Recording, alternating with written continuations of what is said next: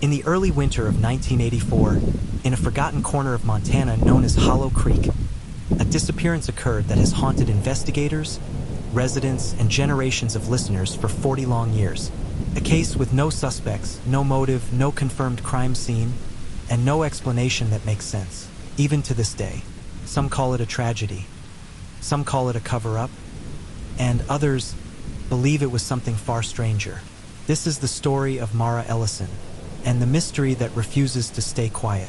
Mara Ellison was 27, a quiet wildlife photographer who had moved to Hollow Creek only 6 months before she disappeared.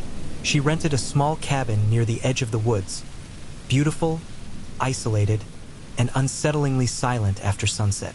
On December 12, 1984, Mara spoke to her sister on the phone. She sounded tired, unfocused, almost frightened. Her last words were, "Hold on, someone's at the door." I wasn't expecting. The call ended abruptly. No scream, no struggle. Just a soft click, and then the line went dead. When police arrived the next morning, the cabin door was slightly open. Inside, everything was in its usual place. Camera on the table, soup half-eaten, reading glasses folded neatly. The only thing missing was Mara.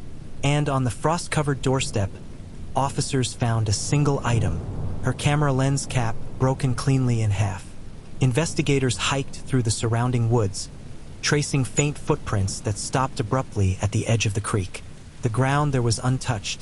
No drag marks, no animal tracks, nothing to indicate where she went next.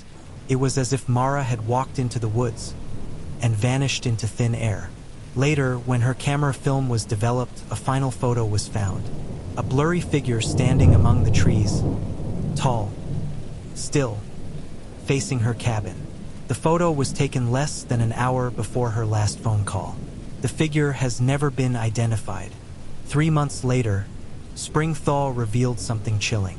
Half a mile downstream, search volunteers found a man's jacket tangled in branches along the creek.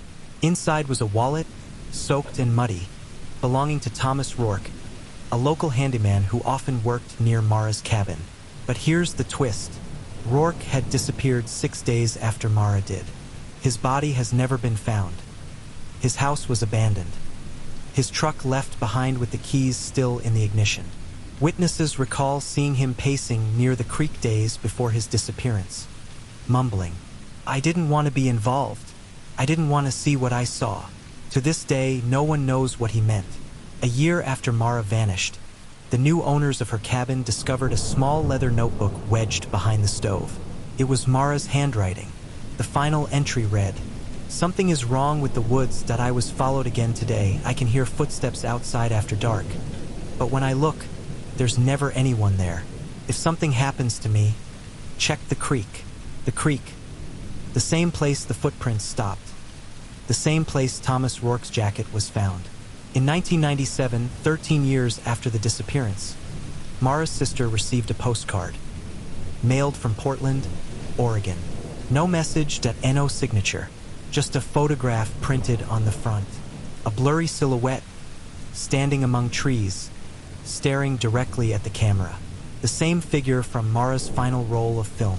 Forensic testing later revealed the postcard paper was manufactured in 1985, 12 years before it was mailed. Investigators could not explain how it resurfaced after so long, who mailed it, or why Mara's sister was the only recipient. Despite no closure, Mara's family never stopped searching. Her mother, who passed away in 2012, left a note in her diary. "I don't believe she's gone, I believe she was taken. But not by the man they think. Someone else was watching her." Her sister still sets a lantern by the window every December 12th. "Just in case," she says. "Just in case Mara finds her way home." Cold case detectives have reopened the file several times, but nothing new has ever surfaced. No DNA remains, no suspects. Only unanswered questions. Did Mara run? Was she abducted? Did Thomas Rourke witness something he shouldn't have? And who mailed the postcard more than a decade after it was printed? Or, the question that still keeps investigators awake, is the figure in the woods connected to more than one disappearance? To this day, no one knows, and Hollow Creek remains a place where the wind carries whispers and the shadows hold secrets. If you have theories about what happened to Mara Ellison, drop them in the comments. Was it a stalker, a neighbor, or something no one has been able to explain? Thank you for watching. Stay curious and stay safe.